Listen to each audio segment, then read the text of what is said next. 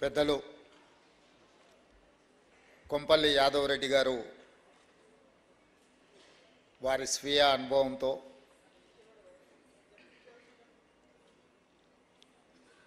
వారి పరిశోధనలు వారి పర్యటనలను క్రోడీకరించి nuts bolts of war and peace దాదాపుగా వారి 50 సంవత్సరాల అనుభవాలను సంక్షిప్తంగా ఈ పుస్తక రూపంలో ఈరోజు వారు మన ముందుకు తీసుకొస్తున్నారు. ఈ కార్యక్రమంలో నాతో పాటు ముఖ్య అతిథులుగా పల్లబ్ సేన్ గుప్తా గారు, కాంగ్రెస్ పార్టీ తరఫున మాజీ మంత్రివర్యులు పిసిసి అధ్యక్షులు వి హనుమంతరావు గారు, డాక్టర్ మల్లు రవి గారు, తెలంగాణ రాష్ట్ర సమితి తరఫున మాజీ పార్లమెంట్ సభ్యులు, విద్యార్థి దశలో లెఫ్ట్ ఉద్యమాలలో క్రియాశీలంగా పాల్గొన్న బోయిన్పల్లి వినోద్ కుమార్ గారు, అదేవిధంగా సిపిఐ పార్టీ తరఫున శాసనసభ్యులు కూనంనేని సాంబశివరావు గారు, సిపిఎం పార్టీ తరఫున రంగారెడ్డి గారు, జూలకంటి రంగారెడ్డి గారు, అదేవిధంగా పాశం యాదగిరి గారు, అదేవిధంగా చేవెళ్ళ శాసనసభ్యులు యాదయ్య గారు, ఇతర ముఖ్యులు వక్తలు, ఇక్కడికి విచ్చేసిన చాలామంది వివిధ రంగాలలో అత్యంత అనుభవజ్ఞులందరూ ఈ కార్యక్రమంలో పాల్గొన్నారు. మీకు అందరికీ మనస్ఫూర్తిగా ఇలాంటి కార్యక్రమంలో ఇంతసేపు ఓపిక కూర్చున్నందుకు మీ అందరిని మనస్ఫూర్తిగా అభినందిస్తున్నా. ఈ మధ్యకాలంలో ఏ సమావేశాలకు వెళ్ళినా వార్ ఆఫ్ వర్డ్స్ 10 నిమిషాలలో వీలైనంత మేరకు ఎవరినో ఒకరిని దూషించడమే ఉపన్యాసాలుగా మారిన సందర్భంలో ప్రపంచ శాంతి గురించి, ప్రపంచం యొక్క సమస్యల్ని శాంతి ద్వారా చర్చల ద్వారా పరిష్కరించుకోవాలన్న ఆలోచన విధానంతో ఒక సమావేశాన్ని ఏర్పాటు చేసి ఆ వేదిక మీద అన్ని రకాల సిద్ధాంతాలను నమ్మేవాళ్ళు, అన్ని రాజకీయ పార్టీల ప్రతినిధులు ఒక వేదిక మీద ఉంటే మాట్లాడడం కొంచెం కష్టమే. మరి నాలాంటి వాళ్ళకి ఇంకా కష్టం.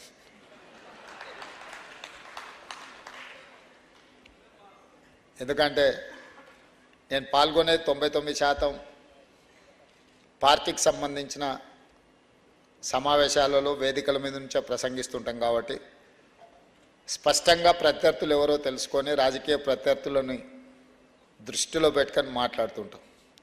కానీ ఇక్కడ ఈ కార్యక్రమంలో యాదవ్ రెడ్డి గారు నాకైతే పర్టికులర్గా సంకటం తీసుకొచ్చి పెట్టింది. ఏమాత్రం విమర్శ లేకుండా విషయాలన్నిటినీ మాట్లాడాల్సిన పరిస్థితి.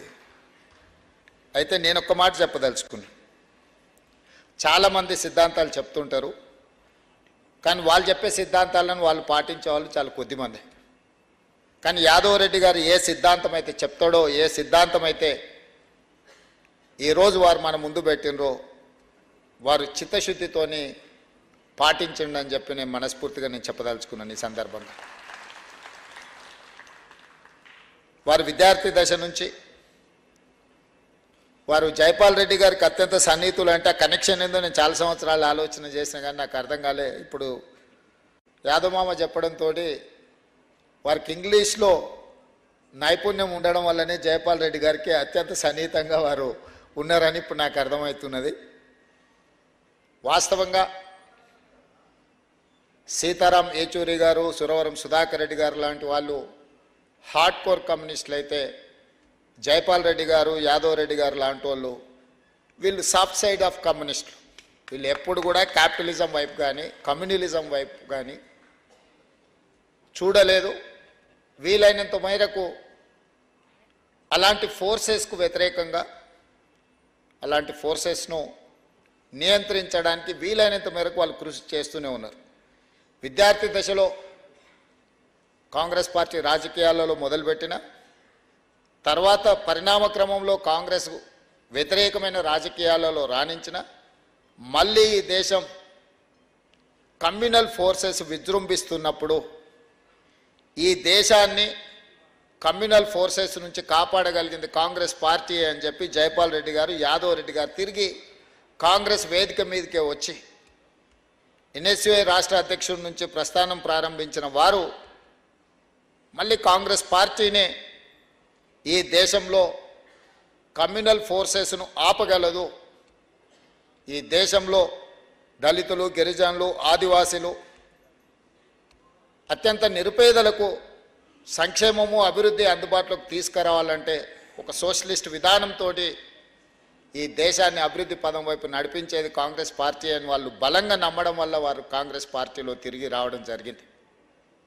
ఏ రోజు కూడా పదవుల ప్రాతిపదికన వారి నిర్ణయాలు తీసుకోలేదు. వారి సిద్ధాంతపరంగానో ప్రజలకు ప్రయోజనం చేకూర్చే ఆలోచన విధానంతోనే వారు కానీ జైపాల్ రెడ్డి గారు కానీ నిర్ణయాలు తీసుకున్నారు. ఏదైనా పదవులు వస్తే అవి వాళ్ళ దగ్గరికే పదవులు నడుచుకుంటూ వచ్చినాయి తప్ప వాళ్ళు పదవుల కోసం ఎప్పుడు కూడా వారు విధానాన్ని మార్చుకోలేదు. మనస్ఫూర్తిగా ఈ వేదిక మీద నుంచి వారిని నేను అభినందిస్తున్నా. పదవులు లేకపోతే 10 నిమిషాలు కూడా ఉండలేని పరిస్థితుల్లో ప్రజా సమస్యలను పరిష్కరించాలను, ముఖ్యంగా తెలంగాణ ఉద్యమ సమయంలో వారు విద్యార్థి దశగా ఉన్నప్పుడు నుంచి మొదలు పెడితే వారు నాకు తెలిసి 1976లోనే ఈ దేశం తరఫున రష్యా పర్యటనకి వెళ్ళి దాదాపుగా 48-50 సంవత్సరాల క్రితమే విద్యార్థి నాయకుడిగా ఆనాడు స్ట్రాంగ్ కమ్యూనిస్ట్ ఫిలాసఫీని, ఐడియాలజీని అటు రష్యా ఇటు చైనా ఆదర్శంగా ఉన్నప్పుడు వారు విద్యార్థి నాయకుడిగా రష్యా పర్యటనలకు వెళ్ళడం కానీ, ఆ తర్వాత కాలక్రమంలో యుద్ధాలు దుఃఖాన్ని తెచ్చిపెడతాయి, శాంతి అభివృద్ధి పదం వైపు నడిపిస్తుంది అనే నమ్మకంతో యుద్ధాలకు వ్యతిరేకంగా ప్రపంచంలో జరుగుతున్న సభలు, సమావేశాలు లేదా కార్యాచరణలు తీసుకున్నప్పుడు వారు క్రియాశీలకంగా పాల్గొనడం జరిగింది. ఆ తర్వాత జరిగిన తెలంగాణ ఉద్యమంలో వారి క్రియాశీలక పాత్ర చాలామంది తెర మీద కనిపిస్తారు, తెర వెనుక కూడా చాలామంది కృషి ఉంది. నాకు తెలిసినంత వరకు 2008లో తెలంగాణ రాష్ట్ర ఏర్పాటు అంశము మీద శ్రీమతి సోనియా గాంధీ గారు యాదవ్ రెడ్డి గారితో ప్రత్యేకంగా గంటకు పైగా దాదాపుగా 2 గంటలు వారితో చర్చిస్తే వారు పూర్తి స్థాయిలో తెలంగాణ రాష్ట్ర ఏర్పాటు ఆవశ్యకతను శ్రీమతి సోనియా గాంధీ గారికి వారు వివరించారు. వారు ఏ రోజు ఈ విషయాలు చెప్పుకోలే, ఎందుకంటే వారు బాధ్యతగా భావించారు కాబట్టి ఆనాడు 2008లో శ్రీమతి సోనియా గాంధీ గారి దృష్టికి తెలంగాణ రాష్ట్ర ఏర్పాటు యొక్క ఆవశ్యకతను వారు తీసుకెళ్ళారు. ఆ తర్వాత జైపాల్ రెడ్డి గారు తెలంగాణ బిల్లు పార్లమెంట్లోకి వచ్చినప్పుడు పోషించిన పాత్ర పెద్దలు మాజీ పార్లమెంట్ సభ్యులు వినోద్ కుమార్ గారికి తెలుసు. దాదాపుగా చివరి పార్లమెంట్ సమావేశాలలో గందరగోళ పరిస్థితుల్లో తెలంగాణ రాష్ట్రం ఏర్పడుతుందా లేదా, ఒకవేళ ఆ సమావేశాలలో బిల్లు పాస్ కాకపోతే తెలంగాణ రాష్ట్ర ఏర్పాటు ఆకాంక్ష శాశ్వతంగా వాయిదా పడుతుందేమో అన్నంత ఉద్రేకమైన పరిస్థితుల్లో జైపాల్ రెడ్డి గారు అత్యంత కీలకమైన పాత్ర పోషించి బిల్లును ఆమోదింపజేసే విధంగా ఆనాడు వారి చర్యలు తీసుకున్నారు. జైపాల్ రెడ్డి గారు తీసుకుంటున్న ప్రతి నిర్ణయంలో, ప్రతి చర్యలో రాజకీయంగా వారితో పాటు వారి సహచరుడిగా యాదవ్ రెడ్డి గారు తన బాధ్యతను ఎప్పుడూ నెరవేరుస్తూనే ముందుకు సాగింది. ఈరోజు నేను యాదవ్ రెడ్డి గారికి విజ్ఞప్తి చేస్తున్నా, ముల్కీ నాన్ ముల్కీ ఉద్యమం నుంచి తొలి దశ 69 తెలంగాణ ఉద్యమం కావచ్చు, 96లో తెలంగాణ జనసభ మొదలుపెట్టిన తెలంగాణ ఉద్యమం కావచ్చు, 2000లో చిన్నారెడ్డి గారు, 2001 చంద్రశేఖరరావు గారు, 2009లో తెలంగాణ రాష్ట్ర ఏర్పాటు ప్రక్రియ ప్రారంభించిన తర్వాత ఏర్పడ్డ తెలంగాణ జేఏసీ కావచ్చు, తెలంగాణ రాష్ట్ర ఏర్పాటు, ఇది భవిష్యత్ తరాలకు ఒక విశ్లేషణాత్మకమైన ఒక పుస్తకం అవసరం ఉంది. రాజకీయ పార్టీల కోణంలో రకరకాల అంశాలు తెర ముందు చర్చకు జరుగుతున్నాయి. కానీ తెర వెనుక జరిగిన ప్రయత్నాలు, కృషి చేసిన వాళ్ళని గురించి కూడా ఒక పుస్తక రూపంలో, ఎందుకంటే మీకు అందులో మొదటి నుంచి ఇన్వాల్వ్మెంట్ ఉంది, అందులో ఇన్వాల్వ్ ఉన్న వాళ్ళతో కూడా మీకు సన్నిహిత సంబంధాలు ఉన్నాయి. దానివల్ల భవిష్యత్ తరాలకు అసలు ఈ తెలంగాణ అనేది ముల్కీ నాన్ ముల్కీ నుంచి మొదలు పెడితే జూన్ 2, 2014 సంవత్సరం తెలంగాణ రాష్ట్ర ఏర్పాటు వరకు జరిగిన పరిణామ క్రమాలన్నిటిని కూడా వివరించుకుంటూ మీరు ఒక పుస్తక రూపంలో తీసుకొస్తే డెఫినెట్గా అది చాలామందికి ప్రయోజనకరంగా ఉంటుంది. చరిత్రను సంక్షిప్తంగా భవిష్యత్ తరాలకు అందించినట్టుగా కూడా ఉంటుంది. కాబట్టి ఈ nuts bolts of war and peace పుస్తకమే కాకుండా సంపూర్ణంగా తెలంగాణ ఉద్యమ చరిత్రను, నేపథ్యాన్ని కూడా ఒక పుస్తక రూపంలో తీసుకొస్తే ఎవరికైనా భవిష్యత్తులో దీని గురించి తెలుసుకోవాలన్నప్పుడు తెలంగాణ ఉద్యమంలో జరిగిన కీలకమైన పరిణామ ఘట్టాలు తెర ముందు కనిపించినాయి, చాలామందికి తెలుసు. తెర ముందు కనిపించకుండా అత్యంత క్రియాశీలక పాత్ర పోషించి తెలంగాణ రాష్ట్ర ఏర్పాటు ప్రక్రియలో బాధ్యత నెరవేర్చిన వాళ్ళ గురించి కూడా తెలంగాణ సమాజానికి, ప్రపంచానికి తెలియవలసిన అవసరం ఉంది. మనకు నచ్చకపోయినా ఉండవల్లి అరుణ్ కుమార్ గారు ఒక వెర్షన్ రాసింది. మనకు నచ్చవచ్చు, నచ్చకపోవచ్చు. వారి కోణంలో ఉండవల్లి అరుణ్ కుమార్ గారు తెలంగాణ రాష్ట్ర ఏర్పాటు ప్రక్రియ సందర్భంగా జరిగిన కొన్ని పరిణామాలను వారు ఒక పుస్తక రూపంలో వాళ్ళ పాయింట్ ఆఫ్ వ్యూ వాళ్ళు చెప్పింది. కానీ తెలంగాణ ఉద్యమకారుల తరఫున కూడా ఒక కాంప్రహెన్సివ్ బుక్ ఉంటే అది బాగుంటుందని నేను భావిస్తున్నా. దానికి యాదవ్ రెడ్డి గారు బాధ్యత తీసుకొని ఇట్లాంటికి సంబంధించి ఇంకొక పుస్తకం రాస్తే అది ప్రజలకు, ఉద్యమకారులకు ఉపయోగపడుతుందని చెప్పి ఈ సందర్భంగా వారికి విజ్ఞప్తి చేస్తున్నా. అదేవిధంగా ప్రపంచంలో యుద్ధాల వల్ల వచ్చే కష్టాల ద్వారా వచ్చే దుఃఖం, అదేవిధంగా శాంతి గురించి చాలా కార్యక్రమాలు, చాలా చర్యలు గతంలో ఎక్కువ సెమినార్ జరిగే. మేము విద్యార్థి దశ రాజకీయాలలో ఉన్నప్పుడు, విద్యార్థి నాయకుడు ఉన్నప్పుడు ఈ మధ్యకాలంలో ఆ పదాలే వినలే. శాంతి అనేది, యుద్ధం వద్దనేది చాలా సంవత్సరాల తర్వాత మళ్ళీ వేదిక మీద నుంచి నేను వింటున్నా. మనందరం దినచర్యలలో లేదా మన దైనందిన కార్యక్రమాలలో బిజీగా ఉండడం వల్ల ఏం జరుగుతుందో మనం చూడడం లేదు. మనం తెలుసుకోవాల్సింది, మనం ఆలోచన చేయాల్సింది, ఇతర దేశాలు రష్యా ఉక్రెయిన్ వారే కాదు, భారతదేశంలో కూడా చైనా దాదాపుగా 2000 నుంచి 4000 స్క్వేర్ కిలోమీటర్సు 2014 తర్వాత భారత భూభాగాన్ని ఆక్రమించుకున్నది. నేను డిఫెన్స్ కమిటీ మెంబర్గా డిఫెన్స్ కమిటీలో మేము చర్చించిన అంశాలు అధికారికంగా మేము వ్యక్తపరచలేము. కానీ చైనా భారతదేశాన్ని మోర్ దాన్ 2000 స్క్వేర్ కిలోమీటర్స్ ఆక్రమించుకున్నారు.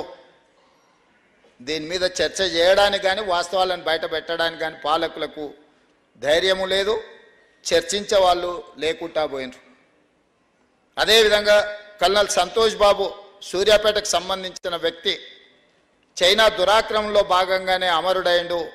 మన సూర్యాపేట మన తెలంగాణ బిడ్డ.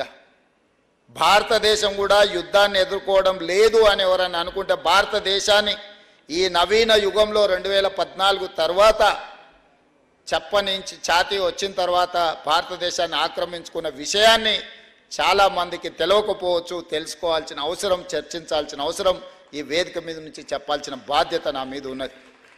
ఇంతకుముందు పెద్దలు వినోద్ కుమార్ గారు చెప్పారు, కశ్మీర్లో ఆనాడు ఒక లారీ AK-47 తుపాకులు సీజ్ అయినాయి, అక్కడ ఉన్న రాజేందర్ అని మన నిజామాబాద్ బిడ్డ ఎస్పీగా చెప్పిండ్రని. అదే కాదు, ఈరోజు మణిపూర్లో జరుగుతున్న మారణ కాండ,